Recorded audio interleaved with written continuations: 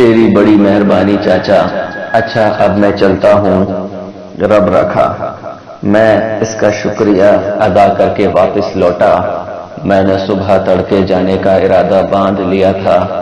گھر آ کر میں نے تایا سے کہہ دیا کہ مجھے کل صبح قریب کے گاؤں میں دوست کی شادی پر جانا ہے، اس لیے صبح کو دکان پر وہ چلا جائے۔ تایا کی طبیعت اب کافی بہتر تھی۔ کمال کمہار نے مجھے بتایا تھا کہ پیر بابا کا ٹبہ کئی کوس کے فاصلے پر تھا۔ اگرچہ پیدل تو میں جا سکتا تھا، مگر آنے جانے میں شام ہو سکتی تھی اور تھکاوٹ الگ۔ مگر مسئلہ یہ تھا کہ وہاں کوئی سواری ہی نہیں جاتی تھی، کوئی لاری ویگن کچھ بھی نہیں۔ اچانک مجھے تایا کی اس پرانی سائیکل کا خیال آیا جس کے اگلے پچھلے دونوں پہیے پنکچر ہو چکے تھے۔ اس کی کوئی خاص ضرورت بھی نہیں تھی، اس لیے اسے ایک کونے میں پھینک دیا گیا تھا۔ میں نے سوچا اگر اسے پنکچر وغیرہ لگوا دیے جائیں تو یہ کارآمد ہو سکتی تھی، کیونکہ اس میں کوئی بڑی خرابی نہ تھی۔ بس پھر کیا تھا، میں نے اسے کل کے اہم کام کے لیے ابھی سے ہی کارآمد بنانے کا فیصلہ کیا اور سائیکل کو خوب دھو کر صاف کیا۔ پھر اسے سائیکل والے کے پاس لے گیا۔ اس نے 5 روپے فی پنکچر کے لیے اور 5 روپے الگ سے مزدوری کے۔ میں نے اسے جھٹ 15 روپے نکال کر پکڑا دیے۔ اس نے دونوں پنکچر لگا دیے اور جو تھوڑی بہت اس میں مرمت کا کام تھا وہ بھی درست کر ڈالا۔ میں سائیکل پر سوار ہو کر گھر پہنچا تو رات ہو چکی تھی۔ میں نے سائیکل صحن کے کونے میں سٹینڈ پر کھڑی کی، پھر روٹی وغیرہ کھا کر اپنے کمرے میں آ کر چارپائی پر لیٹ گیا۔ ذرا دیر گزری تھی کہ مجھے اپنے کمرے کے دروازے پر آہٹ سنائی دی۔ میرے کمرے کا دروازہ بند ضرور تھا مگر اسے کنڈے نہیں لگا تھی۔ میں نے سوچا کہ کوئی پانی وغیرہ پینے یا پیشاب کرنے کے لیے اٹھا ہوگا، مگر اس وقت میں چونکے بغیر نہ رہ سکا جب کسی نے میرے کمرے کا دروازہ پورا کھول دیا۔ وہ رانی تھی، اپنے ہاتھ میں دودھ کا گلاس لیے کھڑی تھی۔ تو نے دودھ نہیں پیا آج؟ ایسے ہی سو گیا اے شوکے؟ رانی نے اندر آ کر مجھ سے دل لبھانے والی مسکراہٹ کے ساتھ کہا۔ بیچاری کو میرا کتنا خیال تھا، میں نے سوچا۔ میں واقعی آج دودھ پینا بھول گیا تھا، تاہم مجھے اس کا یوں رات کے پہر کمرے آنا نامناسب لگا تھا۔ اگر تایا تائی اسے میرے کمرے میں دیکھ لیتے تو جانے کیا سوچتے، مگر میں نے اس کا دل بھی توڑنا خلاف تہذیب سمجھا۔ چنانچہ میں نے جبراً مسکراتے ہوئے اس سے دودھ کا گلاس لے لیا اور اس سے بولا، میں پی لوں گا، تو جا اب۔ وہ اڑ گئی، تھنک کر بولی، نہیں ابھی پی میرے سامنے، نہیں تو دودھ پیے بغیر ہی سو جائے گا۔ عجیب ہٹیلی لڑکی تھی یہ، میں نے زچ ہو کر سوچا اور پھر دودھ کا گلاس اپنے ہونٹوں سے لگا لیا۔ وہ میرے سامنے کھڑی بغور مجھے دودھ پیتا تکے جا رہی تھی۔ دودھ کا گلاس ختم کر کے میں نے جب اسے خالی گلاس تھمایا تو میں نے دیکھا رانی نے بے اختیار ایک آسودہ سی سانس لی تھی۔ پھر وہ مجھے مخمور سی نگاہوں سے تکتی ہوئی واپس چلی گئی۔ میں سر جھٹک کر چارپائی پر لیٹ گیا۔ دودھ پینے کے ساتھ ہی ایک عجیب بات ہوئی تھی، وہ یہ کہ تھوڑی دیر پہلے مجھ پر نیند کا جو غلبہ تھا وہ دودھ پینے کے بعد جاتا رہا، بلکہ اب اس کی جگہ ایک عجیب سی بے نام بے چینی نے لے لی تھی۔ میں نے بار بار کروٹیں بدل کر سونے کی کوشش کی مگر بے سود۔ نیند تو جیسے میری آنکھوں سے کوسوں دور ہو چکی تھی۔ مجھے اچنبھا ہوا کہ ابھی تھوڑی دیر پہلے تو میری آنکھیں نیند سے بوجھل ہو رہی تھی، پھر اچانک یہ بے خوابی کیسے ہو گئی تھی۔ تھوڑا مزید وقت بیتا تو مجھے اپنے اندر عجیب سی سرور کیفیت کا احساس ہوا اور میری آنکھوں کے سامنے بار بار رانی کا چہرہ گردش کرنے لگا۔ مجھے حیرت بھی ہوئی کہ یا اللہ یہ کیا ماجرا تھا، میں تو رانی کی طرف اس نظر سے آنکھ اٹھا کر بھی نہیں دیکھتا تھا، پھر میرا دل آخر کیوں اس کی طرف ملتفت ہوتا محسوس ہو رہا ہے؟ کہیں اس نے مجھے دودھ میں کوئی تعویذ گھول کر تو نہیں پلا دیا؟ میں نے پریشانی سے سوچا اور پھر رانی کے دل و دماغ میں بار بار پیدا ہونے والے سرور آگئی تصور سے نجات حاصل کرنے کے لیے ایک بار پھر سونے کی کوشش کرنے لگا۔ رات دبے پاؤں سرک رہی تھی، ہر سو گہرا اسرار بھرا سناٹا طاری تھا۔ میں چارپائی پر لیٹا ہوا تھا، کمرے میں لالٹین کی مدھم روشنی لرزنے لگی۔ میری چارپائی کا سایہ دیوار پر مرتعش تھا۔ پھر میں نے ایک تعجب خیز منظر دیکھا۔ میں نے اپنی چارپائی پر سے اپنے ہی سائے کو اٹھتے دیکھا، جبکہ میں خود چت لیٹا ہوا تھا۔ میں نے بھی بے اختیار اٹھنے کی کوشش کی تو میں اپنے وجود کے حصے کو 1 انچ بھی نہ ہلا سکا۔ مارے دہشت کے میرا دل بری طرح دھڑ دھڑانے لگا۔ میں پشت کے بل چارپائی پر لیٹا ترچھی نظروں سے دیوار پر لرزاں اپنے سائے کو دیکھنے لگا۔ لالٹین کی مدھم لو اب تیزی کے ساتھ لرزنے لگی تھی۔ میری خوف زدہ نظریں دیوار پر لرزتے اپنے ہی سائے پر جم کر رہ گئی۔ تب پھر میں نے اس سائے کی حیت بدلتے ہوئے دیکھی۔ میرا سارا وجود پسینے سے تر بتر ہو گیا، کیونکہ وہ سایہ اپنی حیت بدلتے بدلتے ایک چوپائے میں تبدیل ہونے لگا۔ میرا خوف کے مارے برا حال تھا۔ میں چارپائی پر اٹھ کر بیٹھ گیا۔ پھر اچانک سائے نے جست بھری اگلے ہی لمحے ایک بدحیت غیر انسانی مخلوق کو دیکھ کر میں لرز اٹھا۔ یہ وہی 1 آنکھ والے انسان کا چوپایا جگدوش تھا، جو اب اپنی 1 آنکھ سے مجھے گھورے جا رہا تھا۔ اس کا ریچھ جیسا بالوں بھرا وجود اس چھوٹے سے کمرے میں پہاڑ جیسا لگ رہا تھا۔ یہ وہی بدبخت خبیث شیطان تھا جس نے سہنی جیسی شہزادی لڑکی کو اپنی جادو نگری میں قید کر رکھا تھا۔ سہنی کا خیال آتا ہی حیرت انگیز طور پر میں نے جرأت سے کام لیا اور دل ہی دل میں اللہ کریم کا ورد شروع کر دیا۔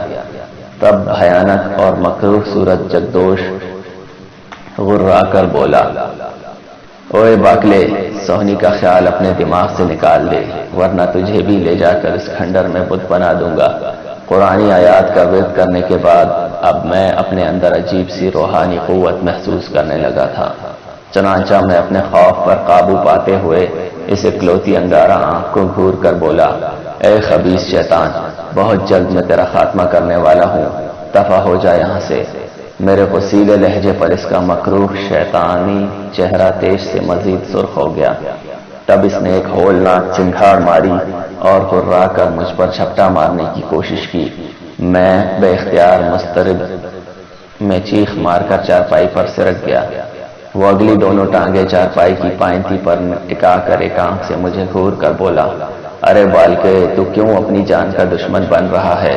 تو نہیں جانتا میں کون ہوں اور تو کمالی شاہ سے ملاقات کرنے کس لیے جا رہا ہے؟ یہ بھی میں اچھی طرح جانتا ہوں۔ میں کہتا ہوں دفع ہو جا مردود یہاں سے۔ یہ کہہ کر میں یکدم چارپائی پر کھڑا ہو گیا۔ دیوار پر آیت الکرسی کا ایک تغرہ آویز تھا۔ میں نے جلدی سے اسے اتار کر اپنے دونوں ہاتھوں میں پکڑ کر چوما اور سامنے کر دیا۔ جگدوش نے ایک بھیانک چیخ ماری اور پھر جلدی سے وہ سایہ بن کر دیوار میں غائب ہو گیا۔ اب ہر طرف سناٹا طاری تھا۔ میری سانسیں پھولی ہوئی تھی۔ ٹھنڈ کے باوجود میرا پورا وجود پسینے سے شرابور ہو رہا تھا۔ میرا خیال تھا مردود جگدوش کے چنگھاڑنے پر تایا تائی جاگ کر دوڑے آئیں گے، مگر کافی دیر گزر گئی، کوئی نہ آیا۔ مجھے حیرت ہوئی، کیا یہ لوگ اتنی ہی گہری نیند میں ڈوبے ہوئے ہیں؟ میں اٹھ کر کمرے سے باہر آیا۔ صحن ویران تھا۔ تایا تائی کے کمرے کا دروازہ بند تھا۔ اچانک برابر والے کمرے کا دروازہ کھلا۔ وہاں رانی کھڑی بھیدوں بھرے انداز میں میری طرف دیکھ کر مسکرا رہی تھی۔ میرے قریب آئی تو میرے ہاتھوں میں آیت الکرسی کا تغرہ دیکھ کر بے چین سی نظر آنے لگی۔ بولی کہ کیا ہوا؟ کیا جن دیکھ لیا تم نے شوکے؟ ہاں، میں دھیرے سے بولا۔ کیا تم نے ابھی تھوڑی دیر پہلے کسی جانور کی چنگھاڑ نہیں سنی؟ میں نے اس سے پوچھا۔ نہیں تو، وہ بولی پھر مسکرائی۔ تو نے ضرور وہی ڈراؤنا خواب دیکھ لیا ہے۔ یہ کیا؟ تو پورا پسینے سے بھیگا ہوا ہے۔ چل اندر اور اسے دیوار پر آویزہ کر دے، وہ بولی۔ پھر میرے کمرے کی طرف بڑھی، میں بھی اس کے پیچھے چلا آیا۔ وہ پھر بے چینی سے بولی، اسے دیوار پر تو لگا دے۔ مجھے حیرت ہوئی، وہ آیت الکرسی کے تغرے کو میرے ہاتھ میں دیکھ کر کچھ گھبرا سی رہی تھی۔ بہرحال جب میں نے اس کی طرف آیت الکرسی کا تغرہ بڑھاتے ہوئے یہ کہا کہ تم دیوار پر اسے لگا دو، تو وہ یوں بدک کر پیچھے ہٹی جیسے اسے بچھو نے ڈنک لیا ہو۔ نہیں، میں اسے ہاتھ نہیں لگا سکتی، تو اسے جلدی میں دیوار پر آویزاں کر دے شوکے۔ وہ منت کرنے والے انداز میں مجھ سے بولی۔ میں نے اس کے چہرے کی طرف دیکھا تو اس کی آنکھوں میں مجھے خوف کی پرچھائیاں سی نظر آئی۔ تاہم میں نے پھر خود ہی چارپائی پر چڑھ کر آیت الکرسی کے تغرے کو چوما اور اسے احترام کے ساتھ دیوار پر آویزاں کر دیا۔ میں نے دیکھا رانی نے بے اختیار سکون کی سانس لی تھی۔ میرے اندر اس کی یہ پراسرار کیفیت دیکھ کر کھٹک سی پیدا ہوئی تھی۔ تب پھر اچانک رانی دل آویز انداز میں مسکرا کر مجھ سے بولی، آج شوکے ادھر بیٹھ، میرے ساتھ باتیں کرتے ہیں۔ یہ کہتے ہوئے اس نے میرا ہاتھ پکڑ لیا۔ میں نے اس کے گداز ہاتھوں کا لمس محسوس کیا تو میرا دل بے طرح دھڑکنے لگا۔ حالانکہ اس سے پہلے وہ مجھے چھوتی بھی تھی تو میں بدک کر اس کا ہاتھ چھٹک دیا کرتا تھا، مگر اب جانے کیوں مجھے اپنا دل اس کی طرف ملتفت ہوتا محسوس ہو رہا تھا۔ میں نے خود پر قابو پائے رکھا تھا۔ یہ شاید اس دودھ کا اثر تھا جو رانی نے ضد کر کے زبردستی اپنے ہاتھوں سے پلایا تھا۔ کیا اس نے کوئی تعویذ گھول کر پلایا تھا مجھے؟ میں نے سوچا جانے اور اس نے کتنے مزید مجھے تعویذ پلانے تھے، اس لیے اب میں محتاط ہونا چاہتا تھا۔ لہٰذا میں نے اپنے ڈولتے دل پر جبر کرتے ہوئے رانی کو واپس اس کے کمرے میں بھیج دیا اور دروازہ بند کر کے میں چارپائی پر لیٹ گیا۔ نیند اب مجھے کیا آنی تھی، چکدوش کی دھمکی میرے دماغ میں گردش کر رہی تھی۔ مجھے اس سے ڈر بھی لگ رہا تھا۔ اس کی وجہ یہ تھی کہ اس بدبخت خبیث کو جانے کس طرح پتہ چل چکا تھا کہ میں سونی کے حصول کی خاطر اور چکدوش کو نابود کرنے کے لیے بابا کمال شاہ سے ملنا چاہتا ہوں۔ وہ ضرور اب میری راہ میں روڑے اٹکانے کی کوشش کرے گا۔ بہرحال میں نے بھی دل میں پکا تہیہ کر رکھا تھا کہ سونی کو بھی حاصل کر کے رہوں گا، اور ظاہر ہے جگدوش کو بھی میں نے اب زندہ نہیں چھوڑنا تھا۔ چنانچہ میں نے رات کا وہ آخر پہر آنکھوں ہی میں کاٹ دیا اور علیہ الصبح اٹھ کر میں نے ناشتہ کیا، اور جب اپنی سائیکل سٹینڈ سے اتار کر باہر نکلنے لگا تو یکایک رانی آدھم کی، وے شوکے یہ صبح تڑکے تو کدھر جا رہا ہے؟ اس نے عجیب سی نظروں سے مجھے دیکھ کر پوچھا۔ قریب کے گاؤں جا رہا ہوں، دوست کی شادی ہے، میں نے جھوٹ بولا۔ دوست کی شادی پہ جا رہا ہے یا کسی سے ملنے؟ وہ تیکھی نظروں سے مجھے دیکھ کر بولی۔ میں حیران ہوا، پوچھا بھلا بتا تو پھر کس سے ملنے جا رہا ہوں؟ نہیں تو بتا۔ چل پرے ہٹ جا، پرے جانے دے مجھے۔ میں سائیکل سنبھالے دروازے کی طرف بڑھا تو اس نے میرا راستہ روک لیا۔ اس کے چہرے پر عجیب سی تاثرات عود کر آئے تھے۔ تو جس سے ملنے کے لیے جا رہا ہے میں اسے جانتی ہوں، وہ اصرار بھرے لہجے میں بولی، اور میں اسے چونک کر دیکھنے لگا۔ ہاں شوکے تو نہ جا، ورنہ وہ ناراض ہو جائے گا۔ اس کے کپکپاتے لبوں سے جیسے بے اختیار نکلا۔ میں حیرت سے اسے دیکھ کر بولا، کون ناراض ہو جائے گا؟ اور تو یہ کیسے جانتی ہے کہ میں کس سے ملنے جا رہا ہوں؟ بس تو یہ باتیں چھوڑ، دیکھ نہ جا شوکے، نہ جا، وہ منت سماجت والے انداز میں بولی۔ نہیں، پہلے مجھے بتا میں کس سے ملنے جا رہا ہوں۔ میں نے اڑتے ہوئے اصرار کیا تو وہ میری طرف بغور دیکھ کر بولی، تو بابا کمال شاہ کے پاس جا رہا ہے نا، تاکہ سونی کو حاصل کر سکے۔ میں اس کی بات سن کر ہکا بکا رہ گیا۔ تو یہ سب کیسے جانتی ہے؟ میں نے لکنت زدہ لہجے میں پوچھا۔ میں تو یہ بھی جانتی ہوں شوکے کہ تو اس وڈے جادوگر جگدوش سے بھی مقابلہ کرنا چاہتا ہے، مگر میں تجھ سے یہی کہوں گی کہ تو اس کا کچھ بھی نہیں بگاڑ سکے گا۔ وہ بہت بڑا جادوگر ہے۔ اب تو مجھ پر حیرتوں کے پہاڑ ٹوٹ پڑے۔ مجھے شدید حیرت ہو رہی تھی کہ بھلا رانی کو یہ سب کس طرح پتہ چلا تھا۔ میں نے بغور اس کے چہرے کی طرف دیکھ کر پوچھا، رانی اب تجھے پہلے یہ بتانا ہوگا کہ تو یہ سب کیسے جانتی ہے، سونی کو، اس خبیث شیطان کو۔ رانی چپ رہی تو میں نے بھی یہ فیصلہ کن لہجے میں بے نیازی سے بولا، رانی ایک بات کان کھول کر سن لے، جگدوش جادوگر نہیں ہے، ایک خبیث شیطان ہے، اور اللہ سے بہرحال بڑا نہیں ہے۔ میں سونی کو بھی حاصل کر کے رہوں گا اور اس شیطان کو بھی نہیں چھوڑوں گا۔ یہ کہہ کر میں رانی کو حیران پریشان چھوڑ کر باہر گلی میں آ گیا، پھر سائیکل پر سوار ہو کر تیزی سے پیڈل مارتا ہوا پیر بابا کے آستانے کی طرف روانہ ہو گیا۔ کمال کمہار کے بتائے ہوئے راستے کے مطابق میں نے سب سے پہلے ٹہلی کے درختوں کے قریب بہتی نہر پار کر کے پھر نشیب میں بنی بل کھاتی پگڈنڈی میں سائیکل اتار دی میں نے دانستہ سائیکل کی رفتار درمیانی رکھی تھی تاکہ جلد تھک نہ جاؤں۔ سردی زوروں پر تھی مگر میں نے بھی موسم کی مناسبت سے گرم کپڑے، اونی سویٹر، گلے کے گرد موٹا سا مفلر لپیٹ رکھا تھا۔ ویسے بھی سائیکل چلانے کی وجہ سے مجھے سردی کا کم ہی احساس ہو رہا تھا۔ اس بل کھاتی پگڈنڈی پر دائیں بائیں جھاڑیاں اگی ہوئی تھی۔ میرا ذہن اب رانی کی باتوں پہ اٹکا ہوا تھا۔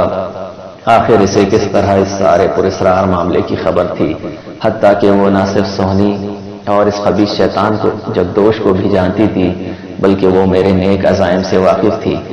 آخر اسے ان سب باتوں کا کیوں کر علم ہوا؟ گھر سے نکلتے وقت چونکہ میں خاصی عجلت میں تھا، ورنہ میں نے رانی سے ضرور پوچھنا تھا کہ وہ یہ ساری باتیں کس طرح جانتی ہے۔ تاہم میں نے بھی تہیہ کر لیا تھا کہ بابا کمال شاہ سے ملاقات کے بعد میں واپس گھر جا کر رانی سے ضرور یہ باتیں پوچھوں گا، چاہے مجھے اس سے سختی کے ساتھ ہی کیوں نہ پوچھنا پڑے۔ میں سائیکل پر پیڈل پہ پیڈل مارتا ہوا چلا جا رہا تھا کہ مان مجھے سامنے ایک عمر رسیدہ بڑھیا دکھائی دی۔ اس کی کمر میں کبسا ابھرا ہوا تھا اور وہ لاٹھی بھر بھری مٹی والی زمین پر ٹیکتی ہوئی آگے بڑھی جا رہی تھی۔ میں نے عذرائے ہمدردی اس کے قریب سائیکل روک دی۔ میری سائیکل کے پیچھے بیٹھنے کے لیے سٹینڈ نصب تھا۔ بڑھیا بھی مجھے دیکھ کر رک گئی۔ میں نے نرم لہجے میں اس سے پوچھا، اماں تو کدھر جا رہی ہے؟ آ جا میری سائیکل پر بیٹھ جا، میں تجھے آگے اتار دیتا ہوں۔ بڑھیا نے میری طرف دیکھا۔ اس کی رنگت خاکستری تھی، سفید کھچڑی سے بال گرد سے میلے جیکٹ ہو رہے تھے۔ اس کے لمبوترے سوکھے چہرے پر جھریوں کا جال سا پھیلا ہوا تھا۔ میری بات پر اس نے خاموشی سے اپنا سر ہلایا، پھر یکدم وہ اچھل کر سائیکل کے پچھلے کیریئر پر بیٹھ گئی جیسے جوان لڑکی ہو۔ مجھے اس کی کمال پھرتی پر حیرت تو ہوئی، پھر میں ہولے سے مسکرا کر سر جھٹکتے ہوئے آگے بڑھ گیا، مگر دوسرے ہی لمحے سائیکل چلانا دو بھر ہو گیا۔ اس بڑھیا کے بیٹھنے کی وجہ سے سائیکل بہت بھاری ہو گئی تھی۔ مجھے حیرت ہوئی کہ آخر اس کچی سی بڑھیا کا نحیف و نزار منحنی وجود اتنا وزنی کیوں کر تھا؟ ابھی میں نے 8-10 پیڈل ہی مارے تھے کہ